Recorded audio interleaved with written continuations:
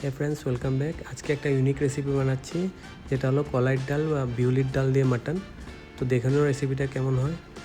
ফার্স্টে আমরা ডালটাকে সেদ্ধ করে নেব প্রেশার কুকারে, আর এখানে অ্যাড করে দেবো কলখার বলে আসামে। এটা সোডার মতন, আর এটা ডালটাকে গলার জন্য হেল্প করবে। আর এই সাইডে আমরা বসিয়ে দেবো মাটনটা।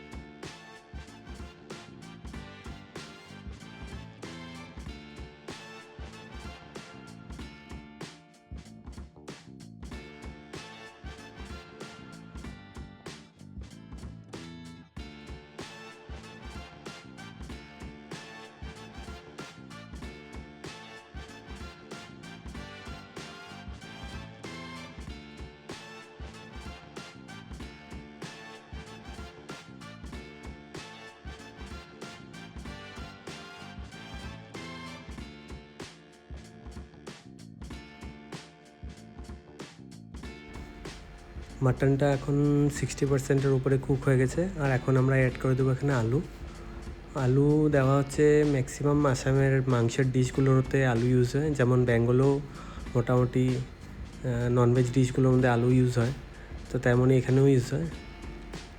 আর আলুর কাস্টমার অনেক বেশি আছে, এই জন্য বেশি করে আলু দেওয়া হলো। সো এখানে আমরা অ্যাড করে দিচ্ছি বিউলির ডাল বা কলাইয়ের ডাল, যেটা সিদ্ধ হয়ে গেছে পুরোপুরি। আর এটাতে অলরেডি আগের থেকে সোডা ইউজ করা ছিল, মানে যেটা কলখার। তো এটা এখানে হেল্প করবে মাংসটা আরও সিদ্ধ হওয়ার জন্য।